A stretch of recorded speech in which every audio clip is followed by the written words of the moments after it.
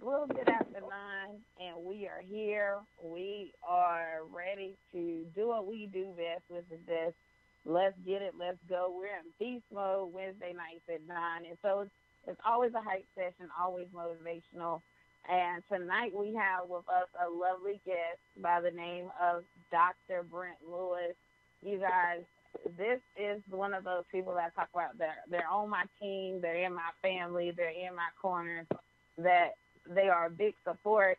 Dr. Brent Lewis, he's an awesome individual, and so I'm so honored due to his schedule, which he'll highlight some of the things that he does in his profession, that he had time to take out, especially in the middle of the week, late at night. Sometimes it might be past bedtime. I don't know, and I can joke with him like that because we're not just friends, and but we're a family, and he really is my brother, um, so to speak, or first cousins. But we were raised because we're so close, and a lot of the things I've done in life was kind of modeled after some of the things that he's done. But before we get into an introduction tonight of Dr. Brent Lewis, a short, small introduction, because he's going to talk it up and chat about himself. I just want to highlight some things. So it's April. This year's moving by super, super fast. And so the theme for this month is Amplified April. Amplified means to enhance the sound of, to turn things up. And so each guest this month, you're going to notice that they started at one point in life, and now they're at a place where they're amplifying those skill sets and those things that they started out with and putting it at its maximum potential. And so that's no different than how we always talk about faith. And we're transitioning it from the noun to the verb. We're making it action. We're stepping out on faith. We're doing what it is that we need to do. Today, it's funny. This is the first Wednesday in the month of April. It is also to marks anniversary date that one of the leaders of in this country, not as a president, but a civil rights leader, was assassinated, Dr. Martin Luther King. And so then not just him, but Dr. Maya Angelou, today is her birthday. And so it's no coincidence that we're celebrating three doctors, the one that's on the guest, the civil rights leader, and also to Dr. Maya Angelou, who's known so much for her works. And so what I want to do to kickstart things off tonight, because, I love highlighting people that have stepped out on faith, especially those that stepped out in the form of civil rights and so many other things, and being advocates for different things, by just going over some of the things that they maybe have stated that left marks on the world. And so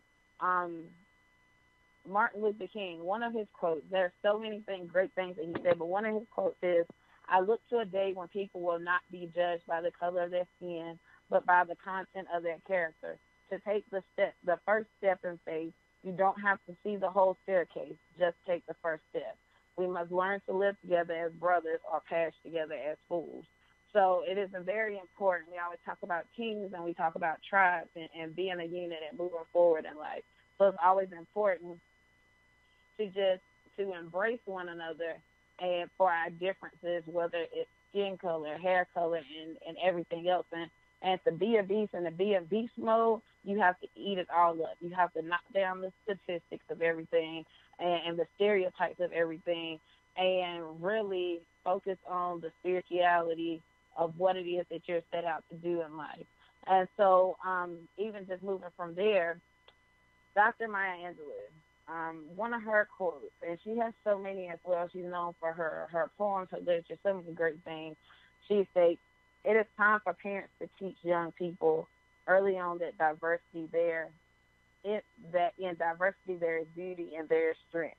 You may not control all the events that happen to you, but you can decide not to be reduced by them. A bird doesn't sing because it has an answer. It sings because it has a song." And so knowing your purpose and identifying so much, and that quote to me sticks out a lot. Particularly tonight, we're talking, her quote, she says, parents are to teach young people, but we're going to be highlighting some things that happen when it comes to adult education, and that's very key and important. And Dr. Brent Lewis, that's what he's here tonight to do, and go over some things with us after we kind of jump in and do a little digging and getting to figure out a little bit more about how did we get to Dr. Brent Lewis and some of the other great things that he's done so far. And you guys are going to be really surprised to find out his age at the end of this all, because he has a awesome background and awesome resume. And so right quick, what we're going to do is we're just going to take a moment of silence just out of respect and in reference to Dr. Martin Luther King and Dr. Maya Angelou.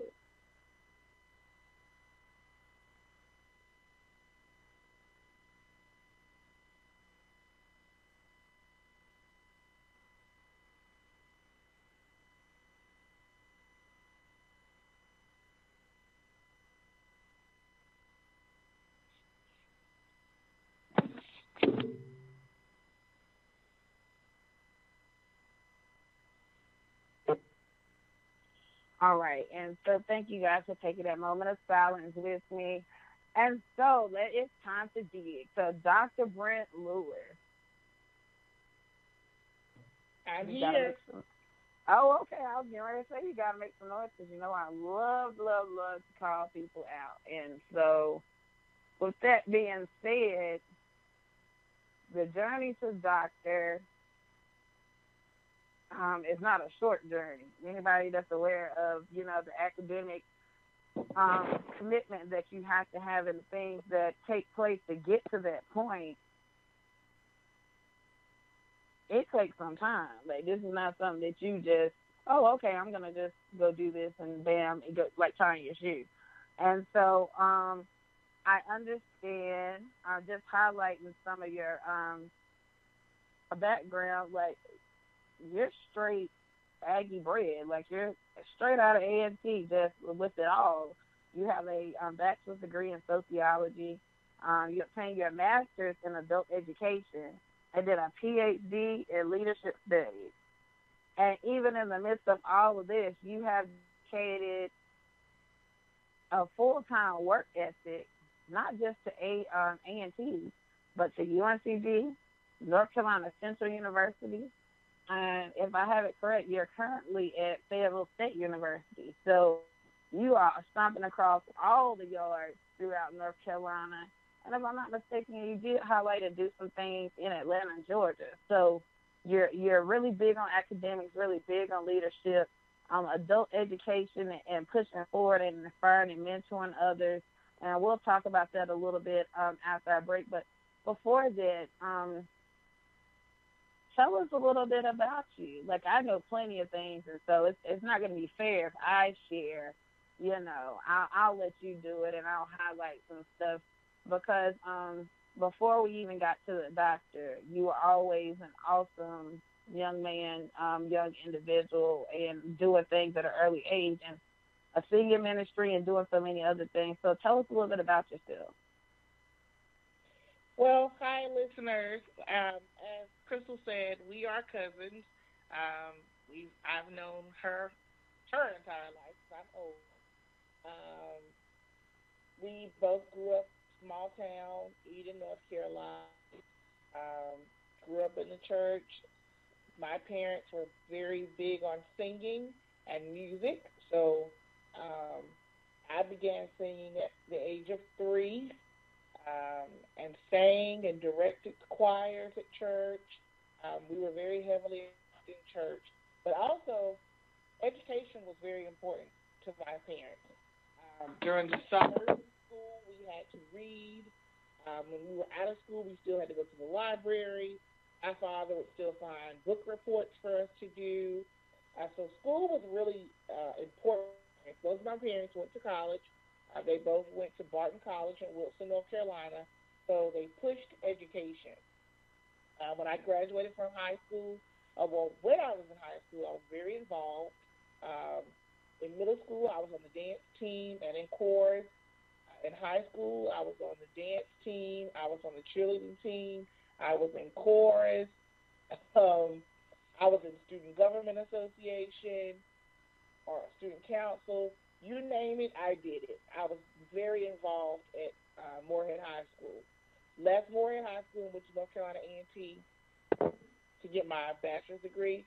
In the midst of that, barriers happened, right? So, about to graduate high school, my father died. And so that kind of shifted, how I felt about leaving home, but I still went.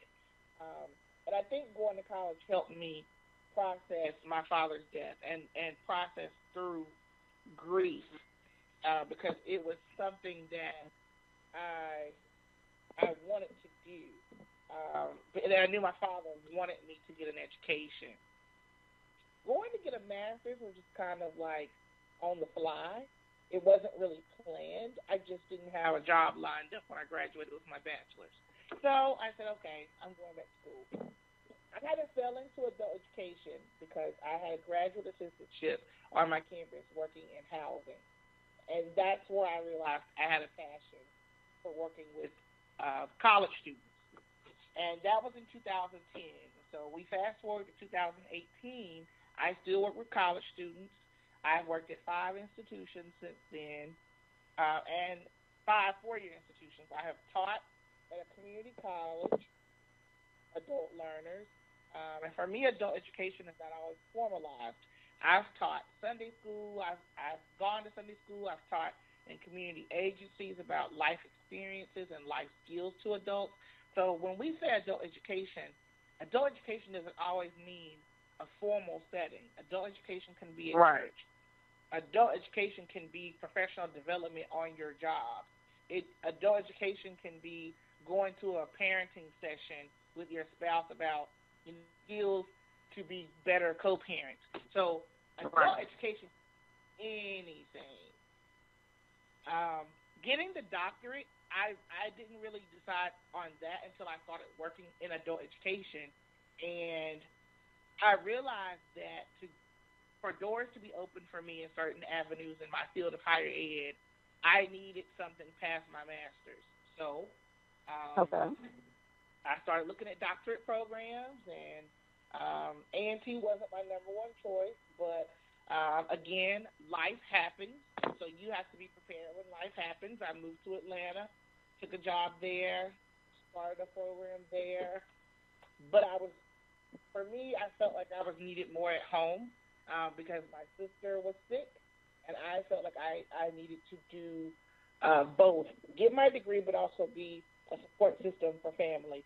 And so thus I moved back to North Carolina, spent 3 years in my doc program, and I pushed myself to get in and get out. I wasted no time, went to school full-time, worked full-time, still helped with my sister when she was sick. Always been a family-oriented person, helped my home church, helped the church where I currently go in Fayetteville.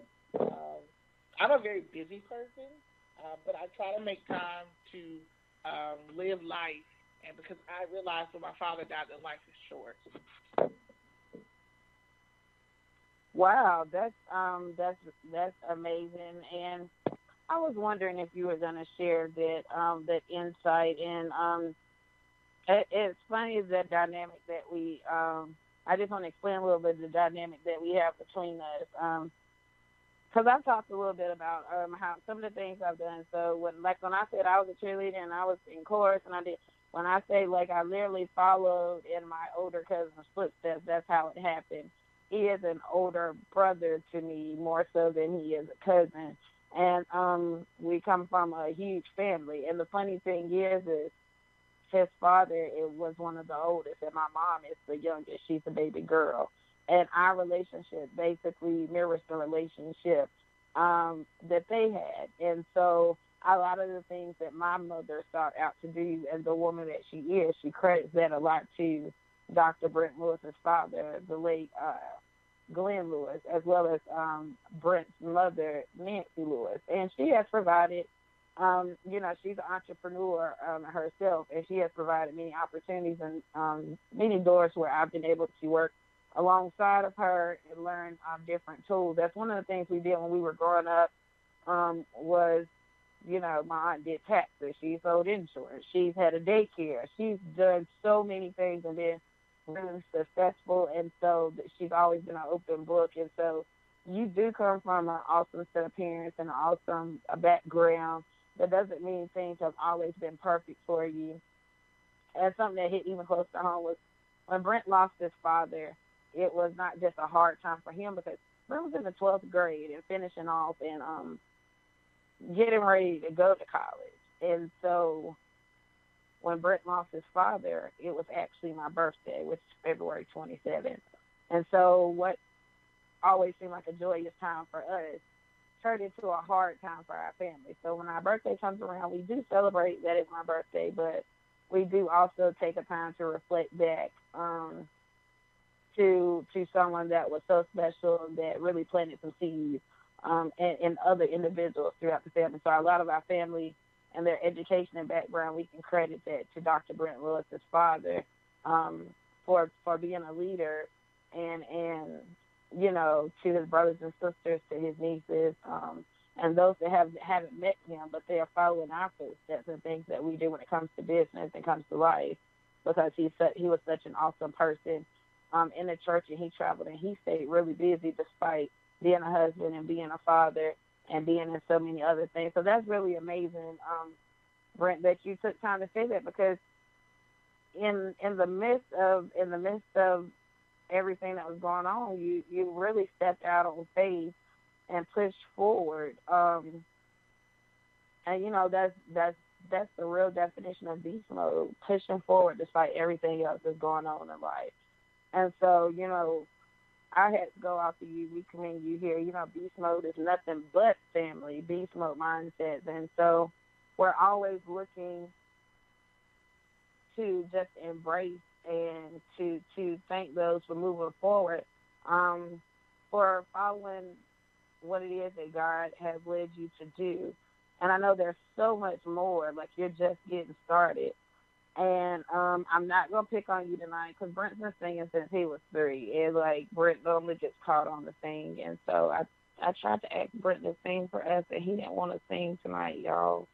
Brent, you still don't feel like singing? No, I do not. I know you don't. And we're not going to put you in the spotlight tonight. But that's okay, y'all, because we're going to have Brent back, or put it this way, I'm going to surprise him. And so we're going to do something a little special. Won't be tonight, but Brent's always just around the corner listening in. And so we'll make sure you listeners get to hear just how his vocals are set up. I'll put it that way, because you'll be really shocked and amazed. And so, and he doesn't do it alone. He has an awesome sister who's not too far on his. She's right down the coattails with being Dr. Monique Lewis. And so, you know, doctor is one of them things that's just about to be in the family for real, like all over the place. And she's an awesome, amazing woman. And you guys are going to get to meet her later and hear her story, because when she got sick, her brother stepped in, family stepped in, and done some amazing and awesome things. And she's an awesome and amazing person. And their testimonies really are parallel, and they cross over. They weave in and out. And so, Brent, I will say this. What was one of, like, the funnest things that you experienced while being at A&T? I'm just saying, because you went there undergrad, your master's, your doctorate program led you back there. And so, you know, as much as I love you, there is a rival here, because, you know, I'm an Eagle. And, yeah, you did some work at Central, and, yeah, that was good. You know, I'm not taking that away from you. But I'm just saying, you know, the Eagles, it's you know, I'm just going to say it like that. So that's one of the few things that I didn't kind of follow. And that's okay, though. That's okay. We all have to go with where we feel like we belong. But what was one of the good experiences that you recall from A&T? I would say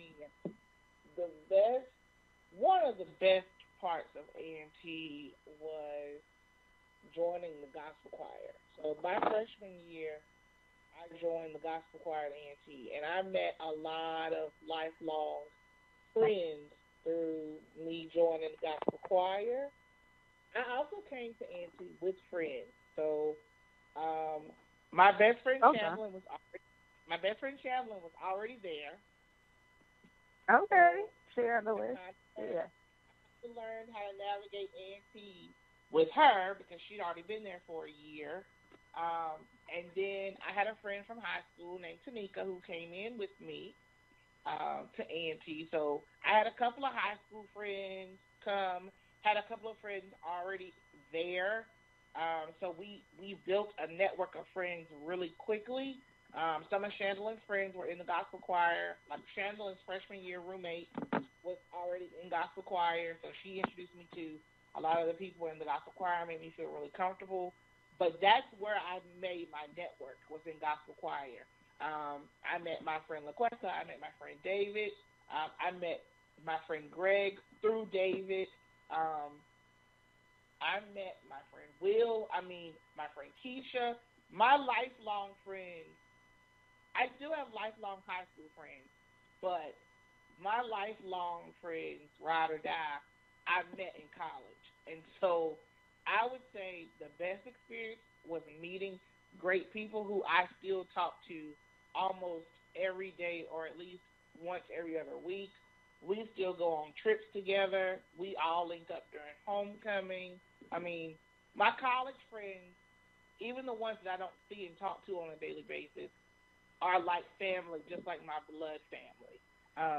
And I think that's the beauty of HBCUs because regardless of the one you go to, whether it's North Carolina Central, North Carolina A&T, Winston-Salem State, I think the common thread is the family-like sense of community, and you build those family bonds even with your professors and your staff on the campus pretty quickly. Yes. I think that's awesome that you highlighted that. And y'all, I mean, because Brent's family, unfortunately, when Brent brought friends home, they became my friends. Or put it this way, I kind of put them through a little test because my personality real strong and my face be real tight, and I be like, "Who are you? Why are you here? That's my cousin. He belonged to me." So that's why we always say, like, he's like a brother and I'm like a sister. And he got me beat by a few years, and I always love when my birthday comes right before his. I'm like, oh, I'm close to your age. It's like, but I'm still older. Um, it's just like I said, awesome, awesome person, and I can honestly say a lot of the people that you highlighted, awesome. I mean, Tanika, Will, Quessa, David, are some awesome individuals. And let me tell you about that Quessa and that David and that Will. The way they vocals are set up, like it, I'm just saying, all of y'all are some dynamic and amazing singers, and I know over time you guys have spread out, but education is one of those things that not just rings near dear to you, but to a lot of your friends. And so if you look at your network and your tribe of people, that family and that support system that you've created around you, you find people that hold multiple degrees, that have awesome careers, and have made awesome strides in entrepreneurship. And have awesome ministry singing ministries themselves, and so it's amazing. And I always say birds of a flat feather do flock together, and so your flock is amazing, and you guys have soared high and are continuing to soar. So with that being said, and you gave a look, you being real modest tonight, but that's okay since you want to be modest or whatnot, and just give the people a little bit about you.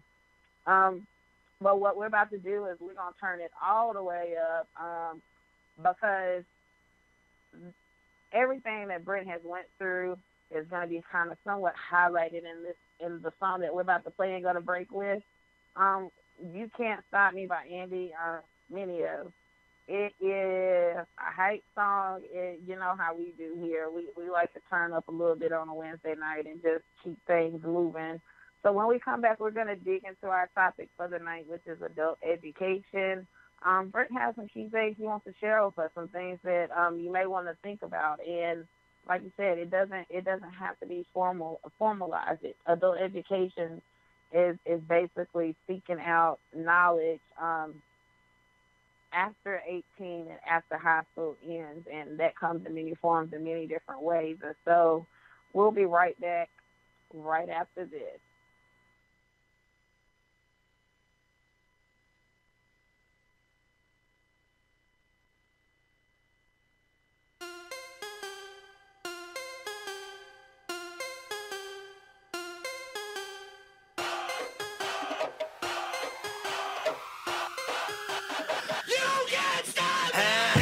Can't stop, won't stop. Where the brakes at?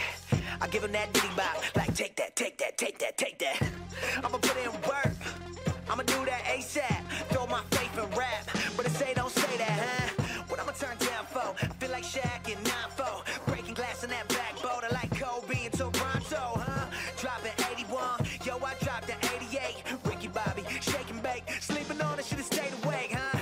Everybody make mistakes like VJs. Trying to say my name, it's Minio. Say it with me, Minio. Okay, great. 2 forks high, raise the stakes. Risk it all, I take the hate. This the winning team, get the Gatorade. My guy good, but he's not safe, nah. They try to shut us down and it ain't gon' slide. Only thing I fear is God and he on my side. That's the confidence I got, cause he got me. That's why I really feel like you can't stop me. That's all you got. Come on with it. That's all you got. You can't stop me. You don't got the power. Shut me down. That's not enough. I'm my biggest problem. You don't got the power. Shut me down. That's not enough. You can't stop me. You're my biggest opponent. You know me, I know you, we know it. Whenever I fail, you always been there to simply remind me I've blown it. You don't see when I'm growing. You don't see where I'm going. You only see in the moment. You know my mistakes. You never let go it. Don't cease to amaze me, and it drive me crazy.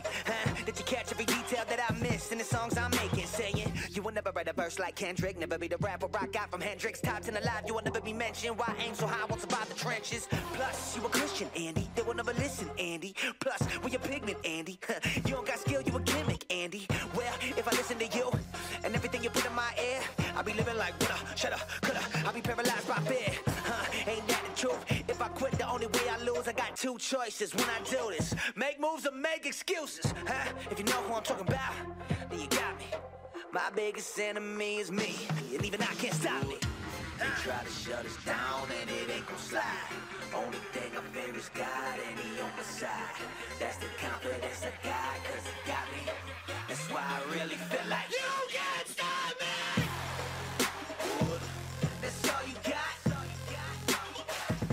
Come on with it. That's all you got.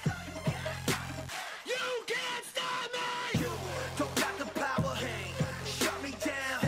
That's not enough. I'm my biggest problem. You don't got the power. Shut me down. That's not enough. You can't stop me. I said if I cannot stop me, then you'll never stop me. Oh no, can't stop.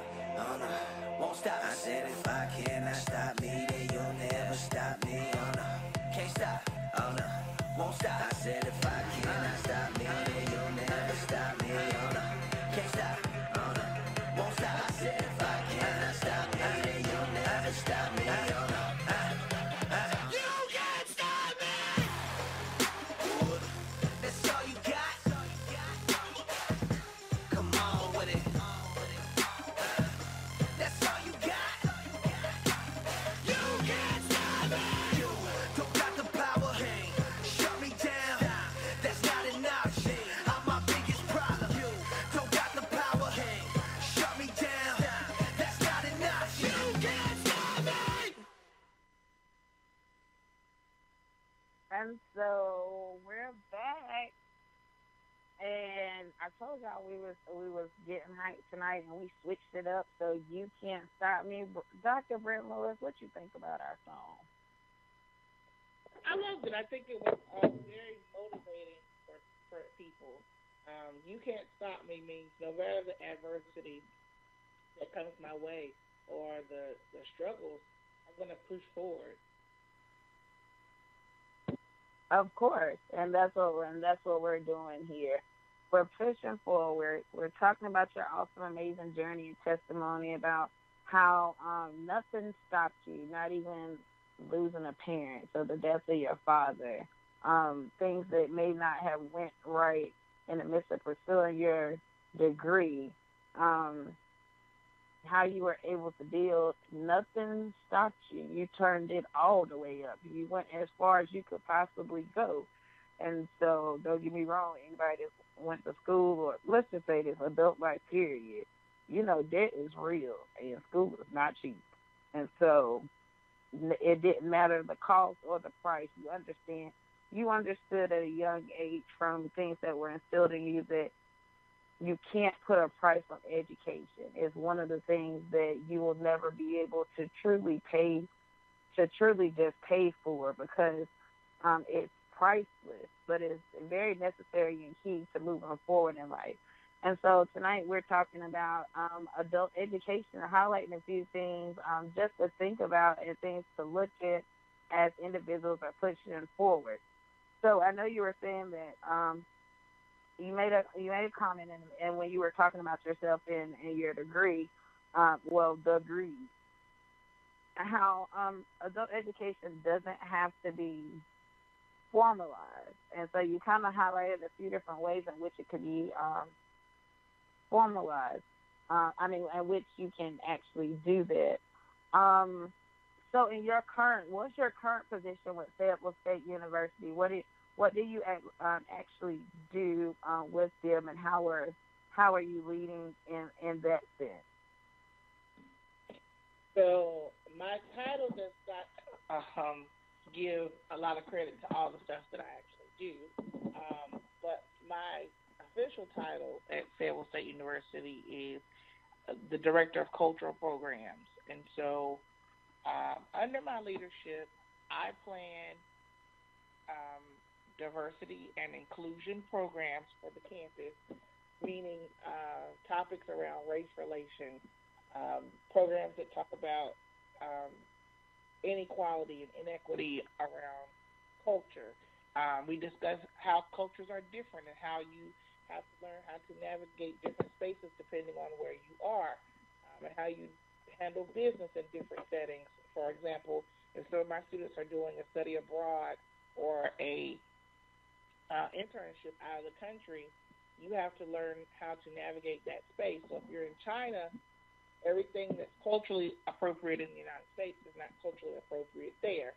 So helping students who have never left North Carolina, some of them, understand differences, and people are going to be different from you, and you have to learn how to interact with people who you don't maybe understand.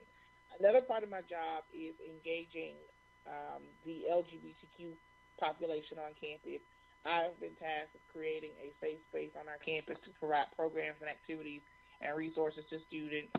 So some of the things my office provides is brochures about coming out, brochures about being Black and lesbian or Black and gay. We also talk about what it means to the religious community and how do you navigate being in church or being Christian. Another part of my role is engaging our off-campus students. So Fayetteville State University is about 80% non-residential students, meaning the large majority of our students live off-campus. So I provide resources and services to students who don't live on campus, such as bus passes so that they can get back and forth to campus, because as we think through adult education, one of the barriers to adult education as an adult learner is if I don't have a car, if I don't have transportation, but I want to go to school, how do I get there? If I don't have, family support or the money to do an Uber or a Lyft or a taxi every day. So that was something that we thought through intentionally and said, we'll provide bus passes through our city bus for students to get to school. Those are the type of services that I provide students. I also do orientation for our new students in the fall. So when we have new students at the university, I train orientation leaders who essentially show them around campus, take them to events during the first week, answer questions that the students have, show them where their classes are, answer questions that their parents have. Many of my students, their parents did not go to college, so they may be the oldest in the family in terms of their siblings. They may be the first one to experience it, so their parents don't necessarily know what to experience or what they're going to experience when it comes to housing, signing up for a meal plan, completing financial aid, and what that FAFSA application looks like. It's very difficult and intimidating if you've never done it before. You don't know what you're doing. So my job really is to ensure students are successful from the time they come to orientation and sign up for classes and move in August to the time they leave as a senior at graduation. From start to finish, my role is to help push them forward and be successful and ensure that they feel supported at the institution, help their parents feel empowered to leave them on campus with us, and know that we will do everything we can at the institution to ensure their child is safe and successful. Because I have students from D.C., New York, Florida. Oh, wow. They're a long way from their parents and a long way right. from home. So my job is to help create a home environment so that they don't feel homesick and want to leave the college, or they don't feel like there's no one there that understands them. That's really amazing. So, I mean, you like Beast Mode, like I told y'all, he ain't playing no games. So, Brent, you like the one-stop shop. I was telling you, be like, hey, I'm a freshman on the yard. Show me where student union is. Then I need a bus pass. Then I need somebody to help me figure this out because I'm about to lose my mind. My parents just left, and I just need some help. Like I just want a family. Like I want a family away from family, a home away from home. And so it's amazing that you do all those things. Gosh, I mean, it ain't but 24 hours in a day. Like it's very difficult sometimes to manage all of it. But I'm really good about time management and like really planning out my day. I try to get a lot of work done in the morning because my students are in class most of the time. But after lunch, my office is busy because most of my students are out of class and they're ready to talk or they're ready to, I have some computers in my office, so sometimes students come in and, they might want to do some homework and they don't want to do it in the library or they don't want to do it in their room. I have a flat screen TV in the lounge part of my office, so sometimes students come in between classes and just watch TV or talk to friends so that it's kind of an in-between. And because I work with commuter students on campus, sometimes people come to my office between classes so they don't have to go home and come back to campus. To my lounge area. So sometimes my commuter students will come, set up shop, do homework, go grab some lunch, eat lunch, watch TV, because I remember when I lived off campus at A&T, if I went home, I wasn't coming back to campus. So right. I try to keep them something to do. There's a lounge that's near my office where students can hang out, play cards, have activities. Sometimes we have snacks in there, some coffee, different things to keep, especially my older students. I have a lot of older students. Fayetteville is a huge military city. We have a huge military base. So I have a lot of veterans on campus and a lot of military spouses who go to the school as well. Oh wow, that's really awesome.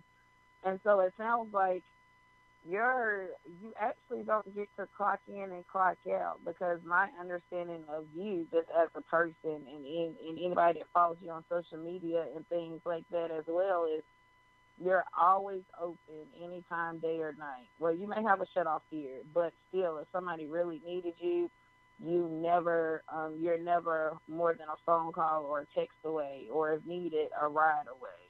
And that says a lot, not just because of your position, but about your character, your personality, and your foundation.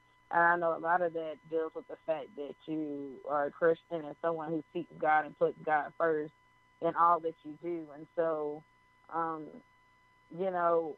being able to be in a position that empowers so many, I know it just excites you to see that person move forward, that you met them on day one and they may have not had everything in them to actually push forward, But just knowing that you're part of their story and someone that they just come back and say, hey, he talked to me. Hey, he opened up his office when I didn't have the gas to go back home and come back and go to that next class, or I just wanted to rest, or I just needed somebody to talk to. And I don't know what he was going through, but he opened up, and took that time out of his schedule. So hats off to you for just being in beast mode. It's a Lewis thing. I'm telling you, it's a Lewis thing. But outside of that, what are some challenges that you have realized a little bit more in detail when it comes to adult education? I know some things we talked about was commuting. Me as a mom, I know that's another challenge too that some people have as well. What are some other things that you could list off that you have realized are challenges when it comes to adult education in the setting that you're in, which is a lot more formalized? I would say, of course, transportation. I would say a huge barrier for some students in formalized education is financial. So do I have the finance to go to school? A lot of students don't realize I have a large number of transfer students. A lot of students don't realize that, when you transfer from school to school, you lose credit. So you're starting over a bit. A lot of students don't realize that when you're pursuing an undergrad degree, that there's one pot of money. And so we have some trade schools around here, like in Fayetteville, there's a school called Mont. When I lived in Greensboro, there was Virginia College. Some of these schools are for-profit institutions, and so I've had students who come to four-year traditional public institutions that have come from those institutions, as well as they may have went to a community college, and they're still using financial aid to pay for their four-year institution, not realizing that that money runs out. And so you may be like a year left in your degree, but you've run out of financial aid. And once you've exhausted that pot, there's no more money unless you go get a private loan. Well, then that goes into credit. A lot of people don't have the credit to get a private loan by themselves. And then you need a co-signer who has the credit and who is willing to sign the dotted line behind you to say, if you don't pay this back, I have to pay it back. So everybody doesn't have that family support to have somebody in their family. Like I got a private loan in undergrad for a summer school one year. So my mom co-signed for it, but everybody doesn't have that. So finance is a huge one. And financial literacy is a barrier because many people sign up for student loans and they don't realize what long-term implications student loans have. Student loans gain interest. So if you borrow $15,000, you will not pay $15,000 back. You will probably pay $40,000 back by the time you pay it back. So, those are things that are challenges for people because sometimes we're not as knowledgeable or aware of what we're getting into. I would say another challenge is being married. And I wouldn't say it's a challenge, but it can be a barrier, having a family, because older students with a family and children and coming to school and working, it's hard to balance all of that because I'm a mom or I'm a dad, then I'm a husband or I'm a wife, then I'm a student, and then I may go to church and I'm active in my church. So how do you balance your time? How do you make time to do homework when your child is sick? Or how do you tell your professor I'm running late because I have to drop my child off? Or me and my spouse only have one car, so I drop my spouse off at work before I come to class, and all professors aren't understanding. So there's a lot of challenges to formalized education. It might be the campus doesn't have enough parking for the amount of students. So some people may have to take a shuttle in from a parking deck that's about 15 minutes down the street from the school, depending on the size of the institution, like at USC Chapel Hill, where they do a lottery for parking. So there are a number of challenges that students face when engaging in formalized education. Oh wow. I never thought about that, but it maybe just is due to my actual status. I am a mother and I do have a family, and I understand those barriers that kind of place best when it comes to taking care of certain tasks. And you're right, it can be about having that family, but marriage, yeah, that definitely makes sense. I didn't stop to take time to think about that as far as how that can play a part in for a married couple, because a lot of times too, what I'm starting to see now is you may have in married couples, I've seen a couple of different individuals actually kind of, one goes to school while one works, or and then they may trade off, or the one, while the other one's trying to go back and finish up, or whatever it is they need to do, because, like you said, there are kids and their kids and their bills, and when we're adults, we have more than just the college to pay for. We have the cars and the home, the lights, the water, just your basic stuff, and so a lot of adults may sacrifice vacations and other things just for education itself. And so that's really nice, like, that you highlighted some of that and how it plays a part in formal education. What would be one of your biggest things? What's one of the biggest resources that individuals could seek after when they're on campus, or a place that they can actually go, or something that they can look for, not just maybe at Fayetteville State, but at other institutions? What will be one of those things that you'll say, hey, you should always go here or look to this place for some guidance? One place that I would definitely suggest people go is utilize the services that are on campus. For example, I work in student engagement, and our job is to engage students and get them involved on campus. Research shows that students who are more engaged and involved in extracurricular activities on campus or co-curricular are more likely to finish than students who only go to class and go home. So at whatever institution an individual is at, I would really support them going to get involved on campus, get involved in a club or organization, whether that's within your major or a social club on campus. Because for me, being in college, the gospel choir kept me engaged. Even when I moved off campus, I moved off campus as a sophomore. So it would have been easy for me to just go to class, go to work, and go home, and never stay on campus for anything.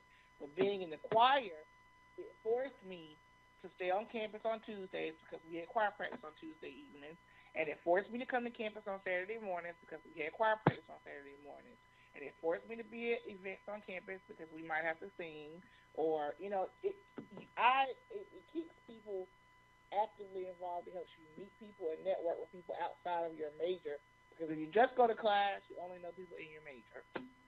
I would also highly suggest that people utilize counseling services. When you're a student at a college, you pay for those services, so they're free to you in your tuition once you pay your tuition.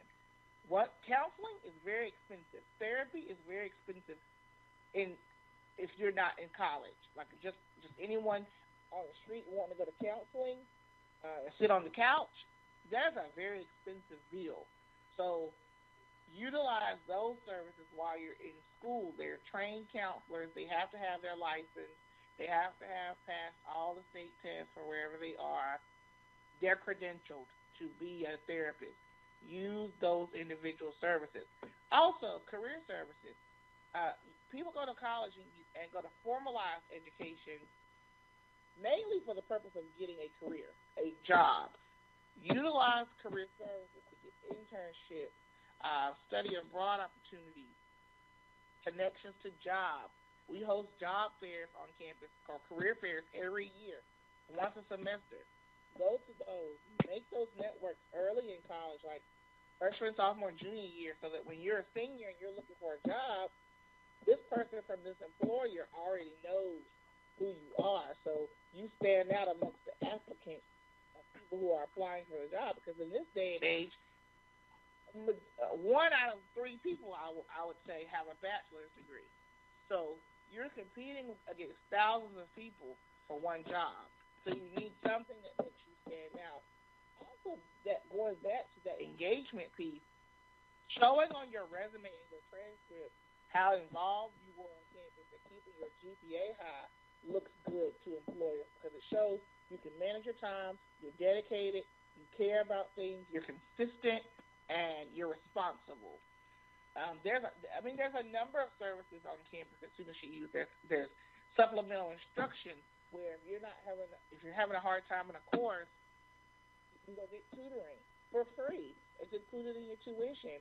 So no one should be failing a class because there's services on campus that provide extra assistance for students, even if you're not getting it from your instructor. You can that you're already paying for. You already pay for it. There's so many services on college campuses for students, and some services are specialized. People who were once in the Army or veterans, there are specialized services just for them. So, find wherever school you're at, whether it's a community college, a for-profit institution, a four-year private, four-year public, whatever type of school you're at, and find those services that will help you be successful. That's really amazing. So you guys heard it too. Utilize your resources. Do some digging. Don't be afraid to ask questions. Be smoted out. Be that person that say, hey, I have no clue what's going on. Somebody help me, please. And seek that out. It's okay not to know everything, because understand that 9 times out of 10, if you feel like that, then you're not the only person that feels like that. And so you said something that's really major, not just about education, but even when it comes down to church and other things, and even for us that are just that may not be on the education team, but we're working every day, you have to, engaging is important. Now, don't get me wrong, there's introverts, there's extroverts, there's ambiverts, those that battle in between. I'm a both. I battle in between. And so, but I find that, my moments to myself are quiet and necessary and are needed, but it's those extrovert exercises that allow me to stretch my mind a little bit more, make those necessary connections, and have also to open up some doors and opportunities for me. So I'm glad that you said that reaching out resources and reaching out to others is very key and important. And the last thing I want to just follow up with, outside of formal education, you did highlight talking about just some other things. I know there's some other programs that other people can look for in their cities and their areas, which can make a big difference. One of those are CNA classes, phlebotomists, other tech courses and stuff like that. Have you come to find that has been that those actual programs, from just your personal observation, they've been pretty helpful with adult education and those individuals looking to make changes in their careers and stuff? How do you feel about those? Absolutely. I think vocational or trade education absolutely is a major part of adult education. Even people who want to do hair, that's not formalized 4-year degree, but you're going to cosmetology school. Or a mechanic, again, not a 4-year degree, but it's a trade. It's part of adult education. Barber school. There are a number of careers associated with adult education that are not so formalized, but it leads to people being able to go to work and make a living. And even in employment that doesn't require a degree, many companies, once you get hired, have you go through professional development workshops or training. When I worked for AT&T in college, we went through 3 months of training. That's adult education because we were in the classroom for 3 months, in addition to going out on the floor. But a lot of it was classroom, learning what you're supposed to be doing. That's adult ed. Adult ed is not a not just formalized to a college setting. Hospitals, there's adult education that happens there, even when you're the patient. A doctor is educating you on what's going on with you. That's adult education. Going to the library, the public library in your city, and checking out books, or going to a seminar or workshop that's at that library, that's adult education for free. It doesn't have to be aligned with a career or with going to college. Going to church is adult education. Adult education was actually birthed out of the church by teaching people to read the Bible. So, wow, yes. Education is very broad.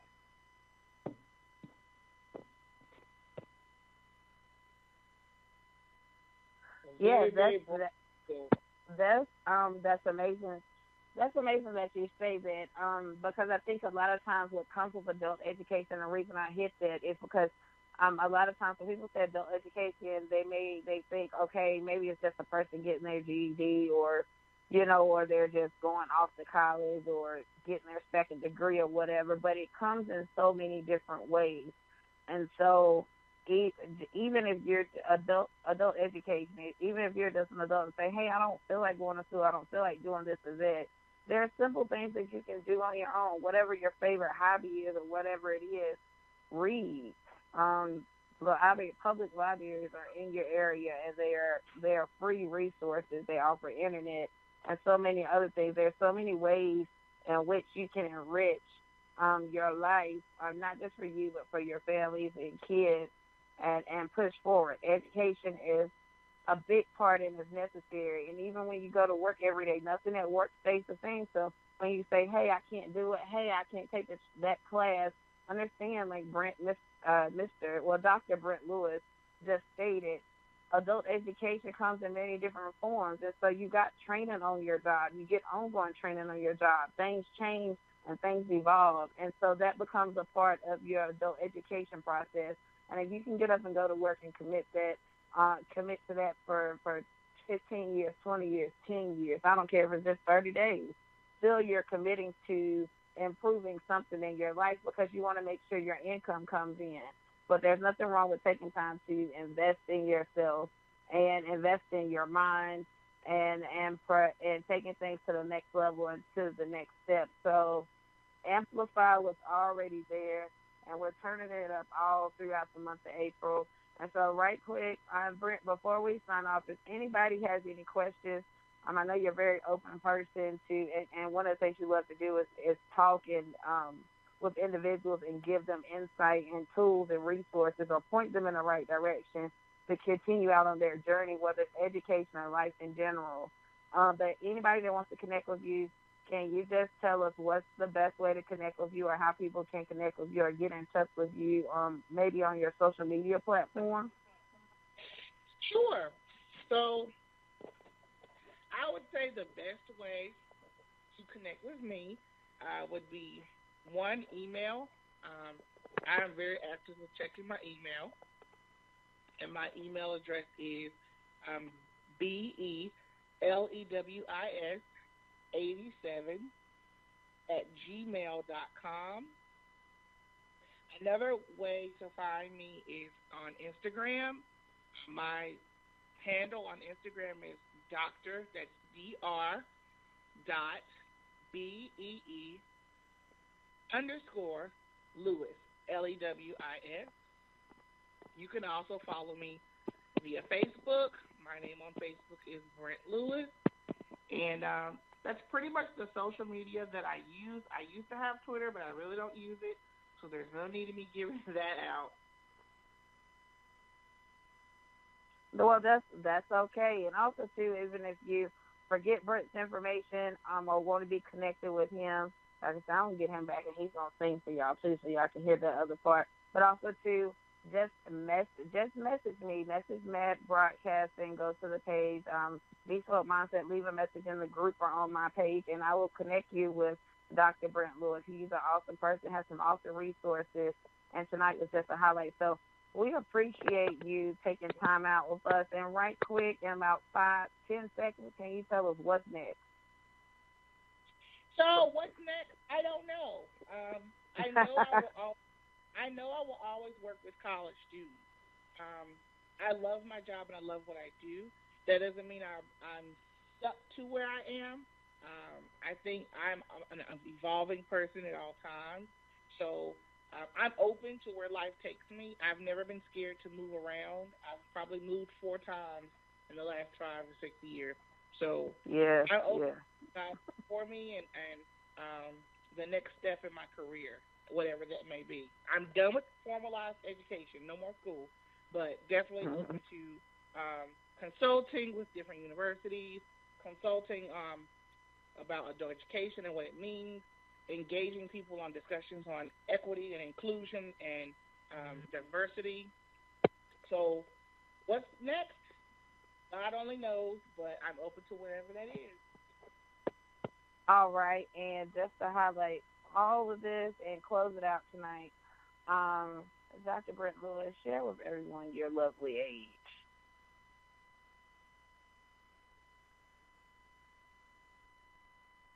Well, I think